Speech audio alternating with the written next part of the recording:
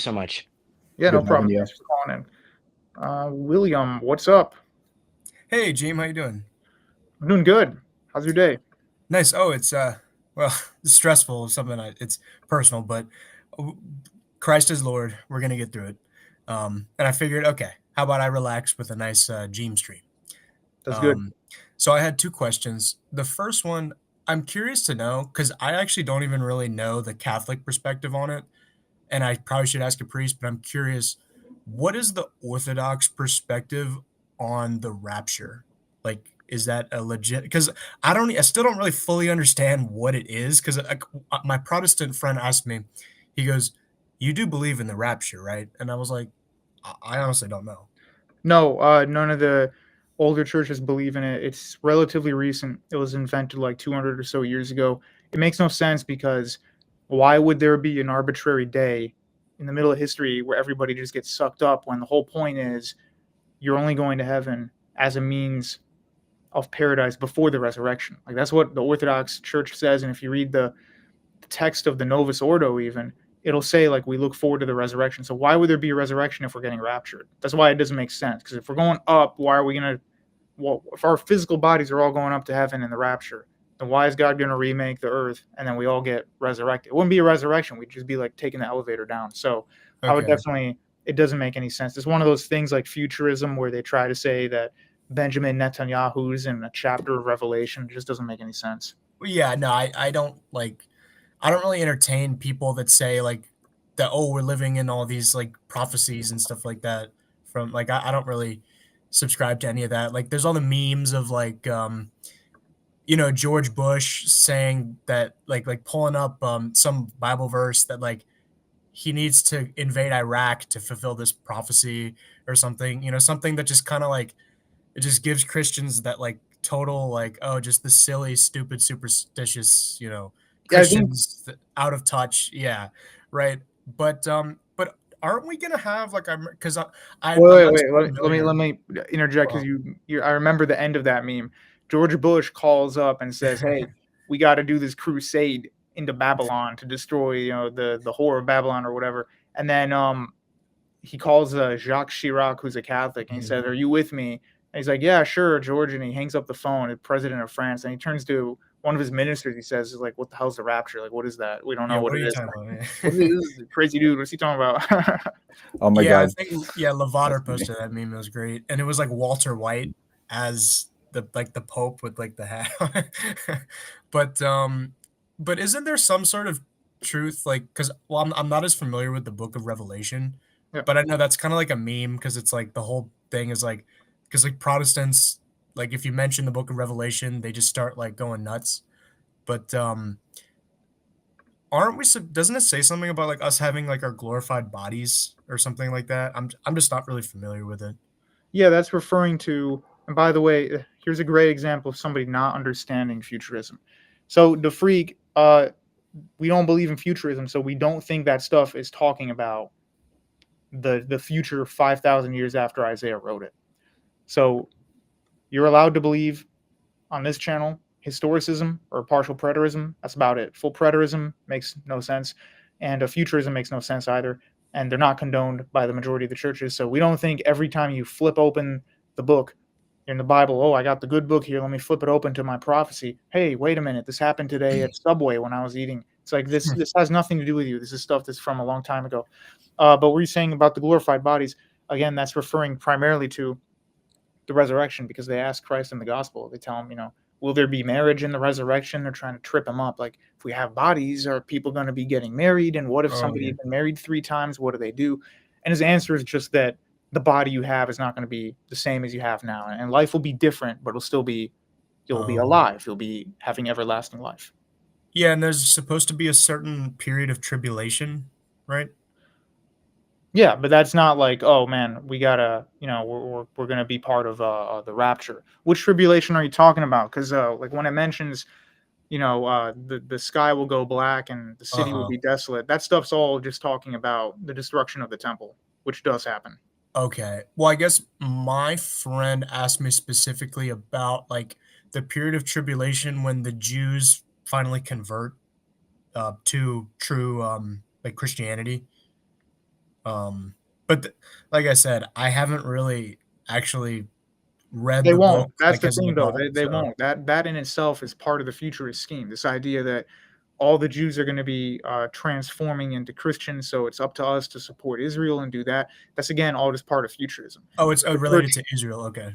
yeah, the church does not have a stance on that. They don't think all the racial Jews are going to come to the flock. They think no, there's probably going to be a lot of them who just never accept Christianity and whatever. This is something that we have to deal with, but Yeah. they don't think like because the evangelicals and the Baptists they think that their salvation is intertwined with the Jews. That's why they believe in dual covenantry. So Oh, yeah. Gentiles have to believe in Christ, but Jews just have the Old Testament. We don't believe in that. There's only one way. Mhm. It also explains why they rabidly support Israel, but hey, you know. Yeah. But, why, like, where you say this came 200 years ago, like, when and, like, how did, like, why do people believe in this? Like, I don't understand. Does it Well, have because some sort these of were implanted into the same around the same time when the evangelical and the Baptist churches were becoming large in the U.S., which they weren't in Europe. oh, So like, the Great Awakening? Is that yeah, what that is? like well, when we have the Oh, yeah. Anabaptists come to America, and then you have Baptist churches of various flavors, and the Mhm. evangelicals grow. It's the first time they're really able to flourish because in Europe they couldn't. They were dealing with the mainline Protestants and the Catholics. These groups didn't exist there, so Yeah. they had no relevancy. But when they were in America, they were finally flourishing. Millions of people were joining, and they had dogmified this as their theology. So that's why it spread because they come from these sects, the evangelicals and the Baptists. Mainline Protestants like Lutherans and Calvinists do not believe in any of this stuff. Right, so basically you're saying it's just, like, it's made up, like, it's just snake oil that they're trying to sell to get people to come to the church Yeah. and have some sort of emotional experience, like, "Oh, the Well, rapture." it's not just about the emotional thing. It's just a different you're correct, but it's not just about the emotional thing. It's just a different theology. Like they'd think that all the prophecies in the Old Testament and the book of Revelation haven't been solved yet. So we just got to keep interpreting them. It's nonsense. Like Okay. most of it has happened, and you can either believe in partial preterism or historicism. But both of those positions, which are accepted by the Orthodox and Catholic churches, uh, they explain what these events were. So if you're a partial preterist, you think, this reference in Revelation X, Y, and Z is talking about Emperor Nero or Caligula or something. Whereas if you're a historicist, you may say, well, actually, chapter 9 is talking about Islam. But there's like something in history that we can point to. We're not just waiting for George Bush to fulfill the prophecy. Yeah. Okay, that makes a lot of sense. Thank you for answering that, Yeah. If I had that to very add just one more point, a lot of these beliefs also are somewhat, I believe, fed because the defense industry gets a lot of profits the more they can intervene in the Middle East, supposedly to help with these prophecies. It goes a little conspiratorial, but I just think some groups have an interest in keeping wars flamed on in the Middle East, and they can use those kind of prophecies to their advantage. So that's why they like spreading this kind of Christianity and emphasizing this kind of revelation futurism a lot. So Definitely. So here's an example, William and Crook and the audience, that if you take a look at these, you know, this article on neohistoricism.net, these are all Greek Orthodox and some Slavic writers who all actually give an exegete on it's called the Apocalypse, that means the book of Revelation, and they have answers for everything. It's not a guessing game. They say the beast is Islam, for example, and they mm, have actual dates and times when they're believing this. Partial preterists will just say, well, we don't need to look for it in history. This all basically happened in the first 2 centuries, and everything except for the second coming, for the most parts, happened. So that is partial preterism. Most people who are Catholic and Orthodox believe that. Historicism is kind of second, but nobody in these churches believes in futurism. And then another part that's important here, moderator Nick TBR says Jeem does a great job on futurism in the Adam Green debate. Yeah, because Adam was trying to press me and saying Christianity is a Hebrew trick so that the rabbinics can, brainwash America. And I just pointed out, like, nobody believed in that stuff till 150, 200 years ago. So how could the church fathers thousands of years ago have cooked up futurism and Zionism when that stuff made no sense to them? It didn't. They don't believe in it, and they still don't. So I think I cooked Adam pretty good on that point.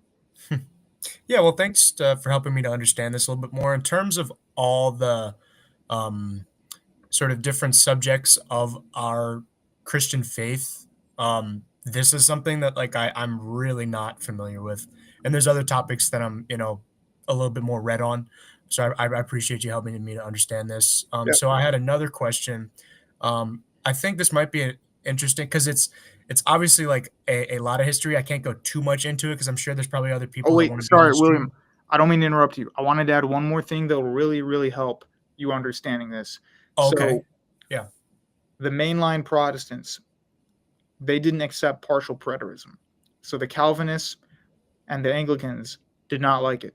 So they didn't Okay. like what the Catholic Church officially teaches partial preterism. The Orthodox Church, Okay. it's the majority view, but you don't have to. You can believe in historicism, which is what I hold to. But the Catholic Church was primarily partial preterist, and they basically said, hey, everything that Revelation and Paul's epistles are talking about happened in the first 200 years. And the mainline Protestants, they said no, because if you look at this historically, we can blame we can say that this antichrist figure didn't show up in the first 200 years, because if he didn't, that means he would be around today. Who could that be? The papacy. And so they actually made some very compelling essays on this. It wasn't just like a couple of crackpots. It was a little concerning that that belief had been spreading. And so the Catholic Okay. Church had two Jesuits who invented futurism as a way to sidetrack the Protestants and kind of get them to believe in something stupid instead of accusing them of being the Antichrist. It didn't really Wow, they work. really got him there. That's actually Well, kind of funny it thinking didn't. about the scheming Jesuits. Well, that's the thing. Like, it didn't work on the Calvinists, but the Calvinists are not a serious threat to anybody anymore. Whereas the evangelicals and the Baptists, who are the largest religion in this country, coincidentally believe in it. So I would say it's pretty successful counter Reformation. I guess I have yes, no, and as a Catholic, that's a great source of pride of like the intellectualism and just the really great theological works that came out from like Saint Robert Bellarmine and plenty of other saints. But I guess as like an extension question, can you subscribe to like kind of a little bit of both historicism and the what's the preterism? Partial preterism, yeah. Yeah, Sorry, can you kind of have a little bit of both, I guess? I mean, you could, but I don't like to do. Well, I don't like to cherry pick and stuff. So Okay. the historicist method is this is what it is. Historicist method is that some stuff happened in the first 2 centuries, but then other stuff happened throughout time. So when Revelation describes like the fifth trumpet and stuff, that could be in the 600s or 700s, but the first trumpet could be in 100 AD, right after Mhm. the Christian church is growing, right? Whereas partial preterism believes no, 98% of it happened in the first 200 years. So the difference between Okay. those two, they're very similar, but the difference is just the historicists say it continued for quite a long time. It describes like the 1,000 years after Christianity begins. Whereas the partial preterists would just say, no, it just describes the early church period.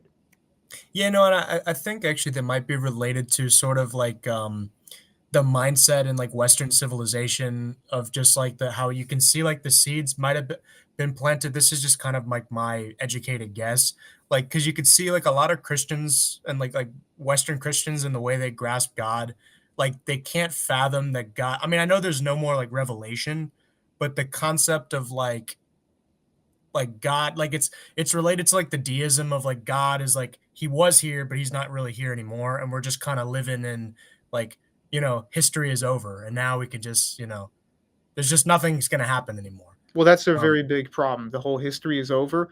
it That's really actually is. not entirely based on futurism stuff. It's also based on or partial preterism. It's also based on Meister Eckhart and Teilhard de Chardin and a few other writers.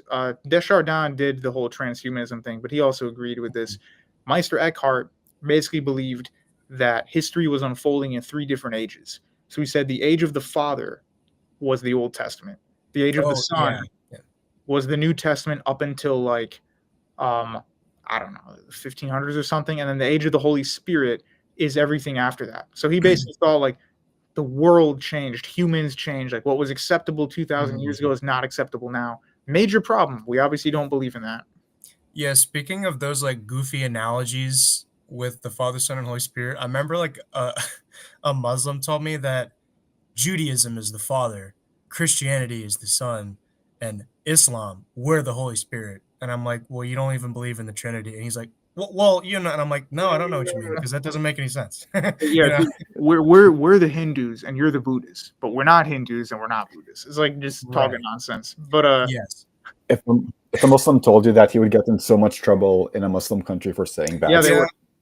No, I love like the Muslim bingo of like that, and like my other famous like the one that like every time I hear it, like I just kind of facepalm is always like well, there's no sects of Islam, you know.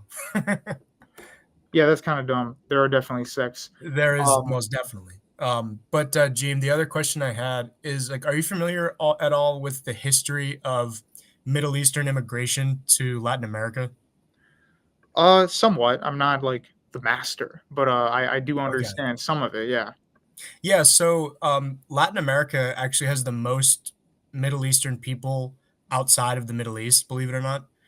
Um, Yes, and And so, true. yes, obviously, like we think of like like the meme of like like Latin Americans and whatnot, like they look Arab, and it's like, well, they actually kind of are, you know. It's more from just it is because of like the Spanish and like the Berber roots from that, and like because the conquistadors were from southern Spain originally, but then also it's because of all of this immigration primarily from Lebanon. I thought you'd think that was really interesting. Yep. Lebanon, Yeah, Syria. more Lebanese Yeah. people in Brazil than in Lebanon Yeah, itself, from exactly, my and also understanding. in Colombia, and it's interesting because the Lebanese team actually have a long history of money laundering. I don't know if you're familiar with that? Based in cringe. Based in Yes. Hell cringe. yeah, hell yeah. uh, Yeah, yeah. like lots of stuff with Pablo Escobar and whatnot with the money laundering there, and also if I remember, I gave you an introduction and a pitch to watch Narcos. Some of the actors are actually of Lebanese descent. Mexico has Lebanese and Palestinians, but yeah, it's interesting. Like Latin America is very weird because not Mhm. not every one region is the same. So like in Brazil, not a lot of people have native Amazon ancestry. It's mainly European, some Arab, a lot of African. But in Yeah. Peru, it's like the opposite. It's a lot of native DNA there. Yeah, and Bolivia too. They're kind of like brother and sister, and then Colombia and Venezuela are kind of brother and sister. But actually, the president of El Salvador, Nayib Bukele, his father is from Palestine. Yeah, that's true. Yeah, Yep. We can definitely get around in that region, but yeah, it's yeah, interesting for sure. yeah. And my It is fiance is pretty from El interesting. Salvador. She told me there's actually there's an interesting minority of Palestinian and also other kind of Middle Eastern Christians that live in the northwest of the country. So like it borders, borders Honduras in that area, and Guatemala. Um, but yeah, the Middle Easterners in um, these countries, like you pointed out, like a certain percentage of that, like honestly, a lot of them don't even really know because a lot of these people, they changed their names, they adopted Spanish and Portuguese names, they stopped Right. speaking Arabic because there was really no reason to. I mean, at first there was like Arabic newspapers and there was kind of like a culture, but they just kind of wanted to assimilate, and they still kind of have an identity. And there is like depending on where you go, like Brazil still has kind of a strong like some of them are like, oh no, no, we're Lebanese, but then a lot of them actually like just because and like I talked about before, a lot of these immigrants like didn't look too much different from like Spaniards and Portuguese and also Italians that had been immigrating there. Yeah. And a lot of them, Maronite Catholic or Eastern Catholic. A lot of them just they didn't see any reason to keep those traditions going, so they just became Roman Catholic. Yeah, definitely. Like some of them, a lot of them became Catholic or Orthodox. I know they exist in Mexico and Chile, but not so much in Brazil. Orthodox You Christians. know, Yeah, yeah. Yeah, I you didn't know know when about like I I don't know anything about Orthodoxy in Latin America, even though I am the self-proclaimed Latin American expert. I actually that's something actually I'm not too familiar with. Uh, Um, Go ahead, Crooks, and I'm going to let the next guy in. right, yeah. My last point for the night is I do believe a lot of the reasons why these Arabs went to Latin America in particular was because they would see them as this continuation of Mediterranean, particularly Catholic civilization, and thought they would fit right in, as opposed to going to, say, more Protestant Anglo America or Anglo Protestant Canada. That's how I'd see it. So I don't think the third or fourth divide between the Middle East, North African, and Western regions happened until later into the 20th century, but or at least until 9/11. But by then, we are going to be having Middle Eastern Christians living in Latin America for a long period of time. You know. Yeah. One quick thing, real quick, Crooks, before you continue, or if you're going to continue. My friend Omar here says, Hore Apocalypticae by E.B. Elliott, 4-volume set. Someone was asking, where do I get these sources for historicism? And there's also some classic books here. So the same website I linked has these, all right, William Cunningham, E.B. Elliott. There's like a million editions here you can look at. And so some of these are Protestant. So I don't know if like Roman Catholics would care to read those, but there's both Orthodox and Protestant historicist books there. If anybody was interested in checking those out, I'll link it at the end as well because I think it's a pretty interesting thing. Gene, did you hear about the earthquakes in Santorini/Greece? I did. I don't know to the extent what the damage is there though. So maybe if you could tell us about that. But yeah, I'm gonna let Quintus Pompey on. How's it going? Potesne me audere, quid audio meo. Oh, you can hear me? I can hear you, yeah. Hey, what's up, Salwe, Jim? So glad to see you doing a stream today. My question is, what do you think? Do you think there was an 8th ecumenical council? Because I heard that there was an 8th one. Some Orthodox say that there was, but others say that there wasn't. Well, the ones that all the Orthodox Christians are beholden to are the 7 great ecumenical councils. There are lesser councils. It's not like everybody just stopped meeting after that.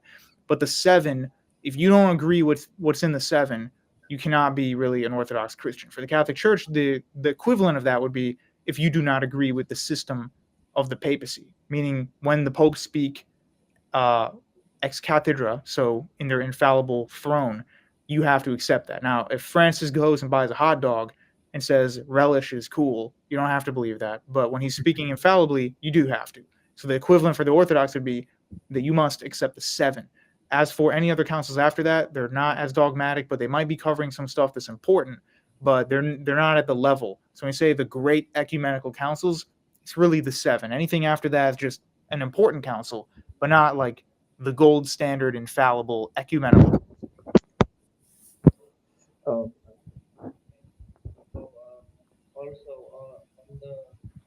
I can't hear you. Hold on. Hello? Hello, can you hear me? Oh yeah, okay. So I've heard a few arguments against the quotes from the saints you used to justify tribal morality, like the one about love your personal enemies, hate the enemies of God. But I've heard some arguments that when the saints are saying hate the enemies of God, these are referring to demons and Satan. Yeah, well, here's what's interesting about that. They do differentiate between either. So when you have Saint Philaret of Moscow saying fight the enemies of the motherland, that's clearly not demons because he's talking about the Tatars and the Mongols. Now again, enemies of God does not mean anybody who just happens to not be a fellow Orthodox. So it's not like, oh, that guy over there is a Oriental Orthodox, I have to go, slay him. It's not like that. I've explained a lot of times to people. Enemies means people who are actually physically making an effort to be against your tradition. So if they're against the Orthodox Church, as in trying to fight it and destroy it, they are your enemy. If they're doing whatever they're doing and minding their own business in Alaska, it's not really your concern. You know what I mean? Like there's nothing wrong with people doing what they're doing in different parts of the world as long as they're not doing stuff that's against our morality and that's pure evil. So I would just say most of the arguments of people who say that, they haven't read all of the quotes because a lot of them very seriously are talking about human beings. I think it's St. Basil himself says that, I'll give you the exact citation right now, actually. So just give me 1 second. Okay.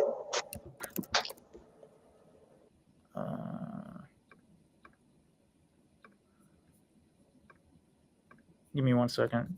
This will be good.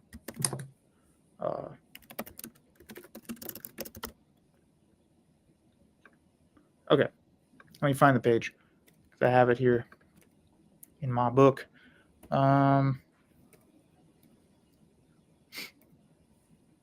Okay, here it is. St. Gregory of Nyssa, sorry, not St. Basil, says, I for my part maintain that to hate the enemies of God is lawful, and that such a hatred pleases the master. So is he talking about demons or not? Let's find out. By enemies, I mean those who in every way deny the glory of the master, whether the Jews or those who are manifestly idolaters, or those who thought Arius' teaching and make an idol of the creature. and so they take up again the Jewish error. So he says Judaism and Arianism are the enemies of God. So that's not demons. That is an example of groups of real life people who he thinks are against the church. So that's it. That's the citation. You guys still hear me? My internet went off for a second. Oh, sorry. Yeah, what were you saying? Do Muslims or like Islam, are they one of the enemies of God? When they're against the church, yeah. But like a guy in Mozambique who doesn't know or care about what you're doing and is not involved, not really. But like if the Turks are invading Constantinople, then definitely. And if they deny Christ, again, definitely. Yeah, because I remember in the homily in a mass, the priest mentioned some of the enemies of God. He explained where the communists, the Freemasons, and the Gnostics are like the big three. But I don't know if that's like in a particular order or if those three are more so than others. But I just thought to myself, I'm pretty sure like the Muslims and Islam would be on that list. And also, he also mentioned the Nazis. They're also one of the big enemies of God. Yeah, definitely. Let's call them Nat socks because sometimes the filter can. Oh yeah, like that. I'm sorry. This no isn't problem. because on my podcast, like I don't have as many like views or subscribers, so I just don't really like care. No, that's fine. If you say it once, it's not a big deal. But if we keep repeating it, but yeah, no, those would definitely be it. The Gnostics are a very early enemy. Mhm. Like they're in the New Testament. Like they doesn't use the word Gnostic, but the types of people that St. Paul and St. Peter are attacking are Gnostic. So people miss that. They think it's all just about the Jews and stuff. It's not. The Gnostics are a serious threat that's being mentioned in that text. Yeah, no, and the Gnostics have this just like annoying way of subverting people's kind of conceptions of the Christian faith itself, right? And how they're actually the real Christians, and the mean, evil, ugly Pope, and the Catholics that, oh look, you see, they don't have beards, they're not brown, they don't have any relation to any of this actual like Hebrew roots stuff, so like just it's just these weird, annoying, like undermining tactics. And also the thing about Gnosticism, like in terms of how I view it, just given my sort of, I've read about what I've listened to from talks from Catholic priests. I've even listened to Orthodox priests talk about it. I've listened to Jay Dyer and other people talk about it. And I think like the three main reasons why Gnosticism is, like, in my opinion, the religion of the devil is because like it's very undefinable and it's, very fluid. It kind of lurks in the shadows. And it does something that's contrary to the whole scriptural text, which is saying that the material world is like stupid and that we're ghosts and stuff. I mean, which is false. Like that is fundamentally false, because creation, God made it. And you cannot say that something that God made is inherently evil and wrong. Yeah, do you see this guy here? Like he's trying to leave the material world to go into like the upper realm and the cosmic universe. He doesn't like the trees and the sun. Should be. I'm joking. But let me get Quintus in here. I love Dante. Quintus, welcome back. Oh yes, I'm back. I got disconnected for a second there.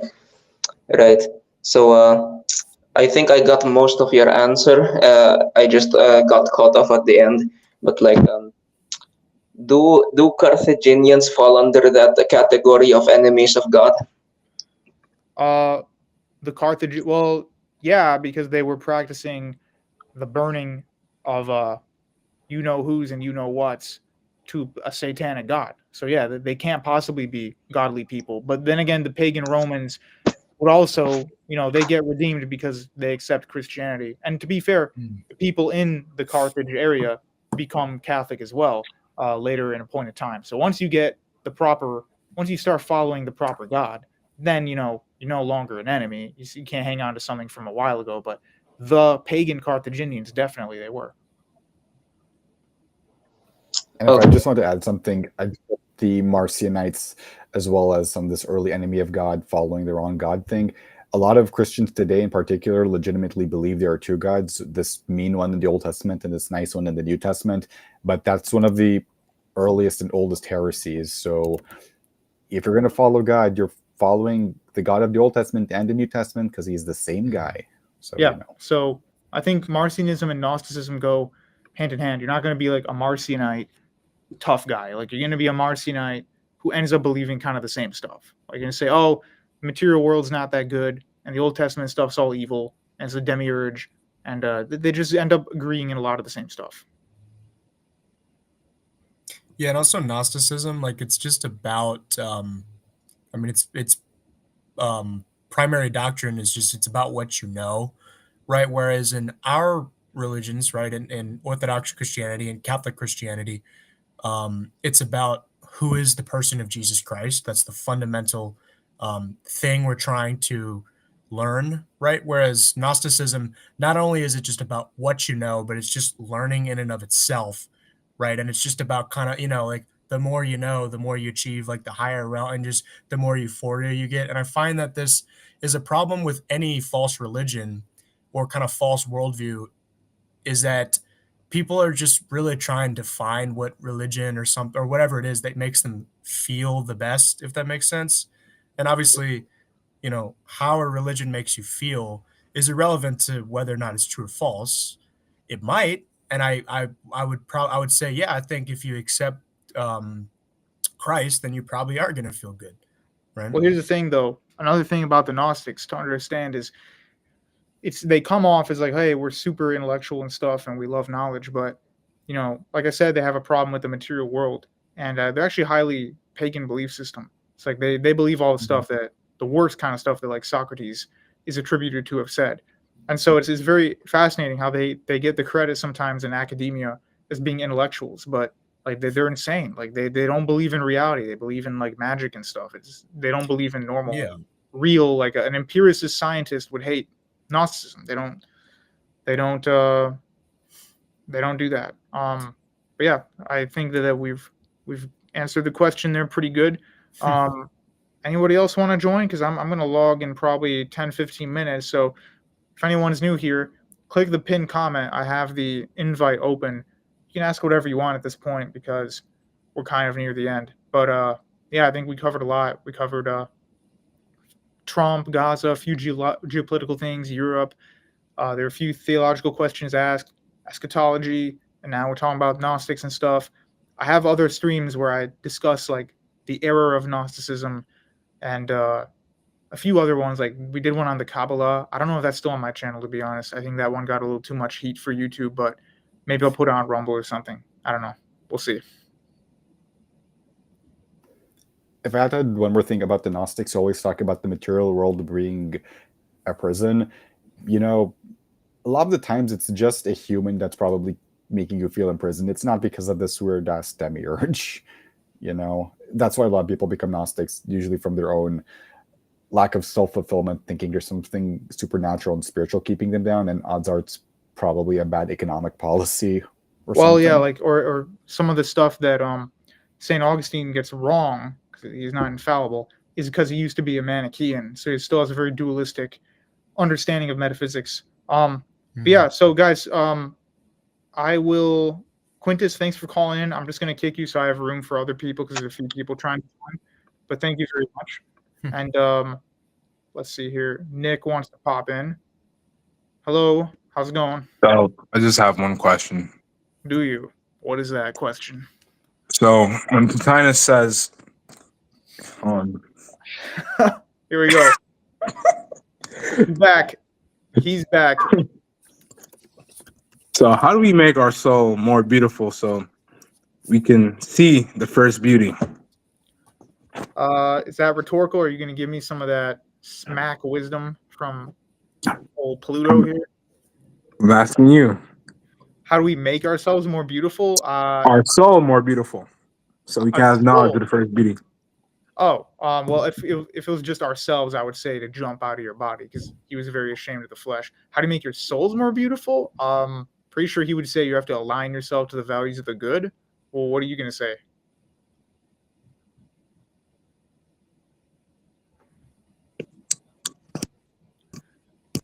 You there? Oh, okay. I'm going to unmute for some reason. I agree with you. Or spend more time in nature.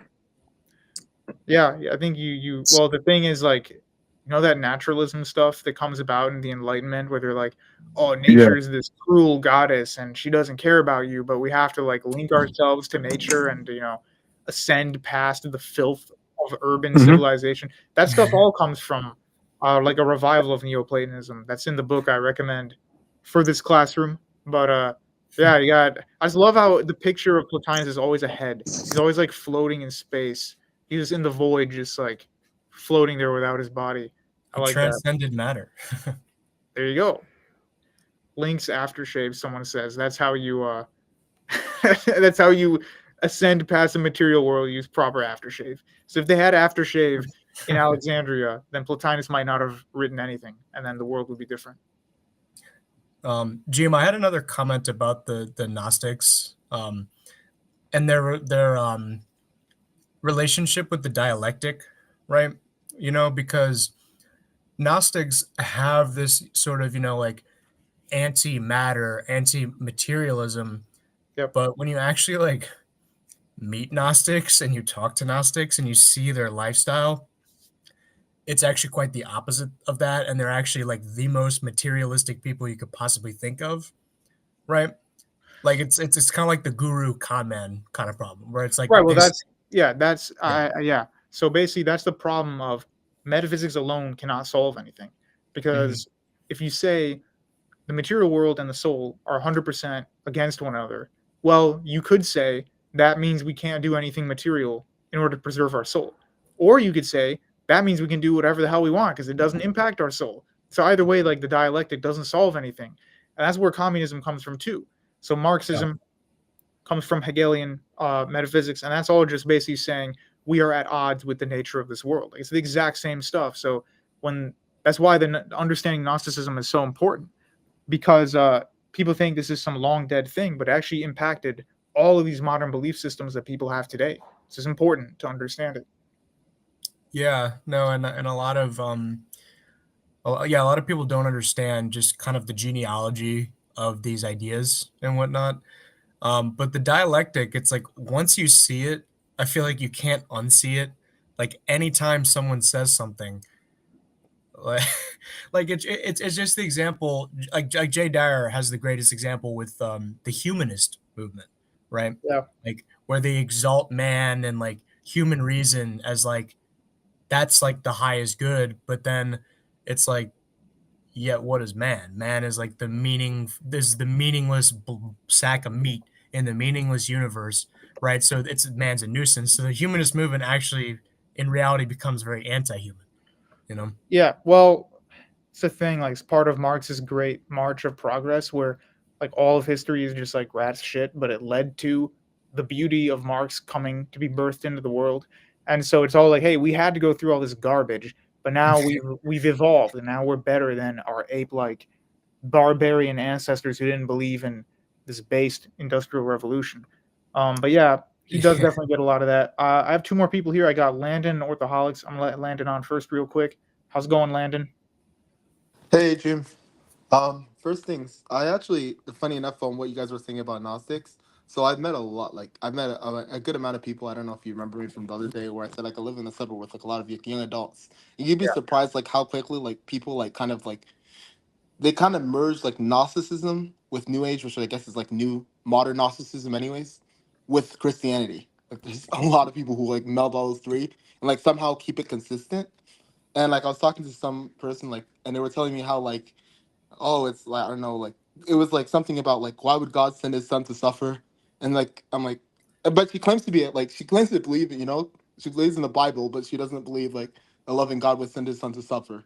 And like what I'm saying is, it's not necessarily a problem of evil thing. It was more like of a Gnostic thing where it's like the flesh can't suffer or else that's not God. You know what I mean? Yeah. It's like a power. It's like there's power in the flesh not suffering and stuff. And it's kind of like this weird thing. But it was like what I'm saying. It was just weird because it was like not a really organized thought she had, which is why it's hard to explain it. But it's like I'm just like how are you keeping all these ideas in your mind at once? But it's like, but I realize like a lot of people really do kind of keep these kind of ideas. Even if they're not explicitly like. And she wears a cross necklace and stuff. But so it's kind of confusing. I'm like, what is even your worldview? but I'm maybe Yeah, that's a lot they of do people. that a lot, man. Yeah, They don't know where they're getting it from. So they just like yeah, grow up with this stuff like, oh well, right, clearly the yeah, best thing in the world to do yeah, is believe in both Gnosticism and the Enlightenment and humanism, and all this stuff comes from the yeah, same thing. So they mix up all these things together and they think, oh, I'm just believing in basic truth and being a good person. yeah. But it all comes from a root that they're just not aware of. Yeah, but what I'm just confused about is like what's with the cross necklace and all. Like it's like it's like weird. It's like I'm like it's like you're a Christian, but like then you don't believe the central story of the Christianity is like important, or it's Well, like I think a or at lot of least like a good people God would do it. So I'm like, why are you wearing a cross necklace? And like it was very confusing to me. It was just like I again, I'm agree. very I think confused. really, yeah, I think really what they're doing is they like the very outer shell of the Christian message, like the most basic, shallow version of Christianity. God loves you. You Yeah, you can like combine. They want the God of love, and they want Yeah, to mix it with all the other stuff, and so they like yeah. don't actually care about what any of this stuff really teaches. Yeah, this person was into like energies. It was a bunch of. It was basically they're quoting Gnostic Gospels, energies. Like it was a whole hodgepodge of beliefs, and I'm like, okay. I mean, I don't know how you kind of live your life based on that set of beliefs. But in any case, the point of the matter is related to I don't know what you were just saying with the whole like super materialistic as well, like exactly what you were saying. Like in terms of you Yeah, think like right. they'd be the minimalists based on that worldview, but no, they're not. They're like most materialistic. It's just funny. It was just funny to notice. And then I kind of had another question, a more serious question on Yeah, go ahead. I've been kind of looking into this. I just to give me a background. I'm pretty much coming from evangelical, like like the South evangelical, just very evangelical. Again, as I said, I have a lot of mega churches around me, etc. But I mean, I've been kind of going to Catholic Church more of late after kind of discussing with Sham Shamoon a few things. But in general, I had a kind of question on like what's like I understand like kind of the issues with maybe like because Sam was saying like basically how there may be issues like if you read the Bible and you don't have any church behind you, you could easily come to like open theism and it's very hard to defeat. Um and I'm fine with like I'm fine with understanding the issues with believing in open theism, but I have less of an issue maybe, and maybe this is just based on my worldview. I'm like, I don't see what's the like. I mean, I guess the churches not haven't taught it, but what's the issue with annihilationism? Like, what's the like? Why would that be like so contrary to scripture that it's like a heresy? That Yes, here's none the of thing. I yeah. think that that's one of those that is actually not the most important question. As in, Okay. I don't think that the scripture teaches the version of annihilationism that you see all these kind of like hippies believe. Where it's like, oh, Yeah. God Right. doesn't want to punish people, so you just kind of get zipped. I think Yeah. a good debate would be, hang on, let me pull this up. A good debate would be, you know, uh, Louisiana, South Louisiana is all blue. Let's there you go. go. No, but a good debate would be annihilationism, except it's the annihilationism where people still go to hell, they still get tormented and burned. It's just not forever. Versus Right. the eternal one. But then again, it depends on who you're talking to, because with the Orthodox, they don't believe in the version that's, I guess, more widely accepted in Catholicism and mainline Protestantism. They don't, Dante's Inferno. yeah, they don't believe in like the even if you ignore Dante, like they Yeah. just don't believe in like everybody just gets tormented in fire Right. eternally. They think it's more like, well, there are, there's Hades, which is the place of death. That's like limbo for like an unbaptized infant Yeah. or something. That's Separation. not, Right. yeah, separation. And then there is a fiery element to hell, definitely, but it's for the wicked, not just for like, oh, some guy Got it. Eskimo didn't hear about it. It'd be a little different for him. So Mhm. So basically, Orthodox there's are like pessimistic on it. levels. There's like a level, like a variation in afterlives, basically. It's Yeah, kind and of so if you look at okay. this map, guys, this is the blue is Catholic, but keep in mind we have to account for population density, and also I think it's just doing what's the largest sect, which wouldn't be that accurate because there's many Protestant sects, and so because they're so divided, none of them would be the largest, but there'd still be a lot of Protestants. Yeah. Anyway, Yeah. Well, I I'm think it from does a like good job with like specifying Baptists and Lutherans in like the upper Midwest and yeah, for sure, it gets the Deep South and the Upper Midwest pretty It correct. also reflects immigration because a lot of Germans live in the upper Midwest. A lot of Hispanics live in the South. Irish Catholics in the Northeast. It's also a demographic map, I'd say. well, yeah, the Germans were interesting because they were the only immigrant group that was not religiously homogenous, right? Whereas like the Italians were just Catholic, and then like and also just not just necessarily with immigrant groups, but also groups that have been in America for a long time, right? Like since its inception and before, like the baptism and all that stuff, and like the Presbyterians, those are like the religions of the South, right? Yeah. And Quakers and the Puritans, which actually, despite contrary belief, they are still around. It's just kind of, even if they're not, like, it's just kind of chuck out the Christian part, and like they still have the same worldview when you really Definitely. think about it. And that's more of a Northeast thing. Nick is asking the quote he gave about Cicero and Plato. That's from St. Augustine. So even though St. Augustine himself gets jived by Platonic thoughts, he is definitely against people basing their lives on it for sure. Orthoholics, you just joined us, so sorry to add you so late. I do only have a few minutes left, but welcome. What would you like to talk about? I would like to talk about the relationship between a lot of Marxism and a lot of what the civil rights leaders have to say. This has came up for me. And one, is this even like, will YouTube flag you if this is like a topic talked about? Yeah, so maybe what do you let's think? use vague language. Like you can mention MLK and stuff. Just don't mention like racial stuff per se. Like say milk. Okay, like if you're gonna say what. Milk. Whole milk. Yeah, all right. Nationalist. The original whole milk. Whole milk nationalist. The Quakers and the Puritans. Yeah. So guys, I've got like 10 minutes left, so Right, let's right, try right. to keep this a little brief. But yeah, please go ahead.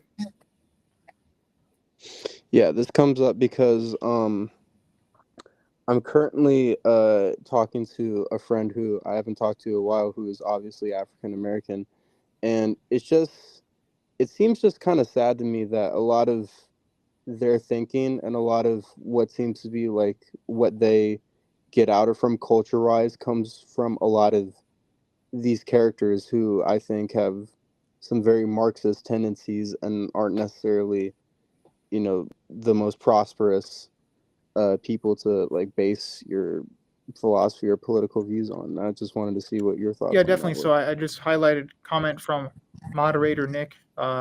He himself is also black, so he talks about this subject sometimes with me.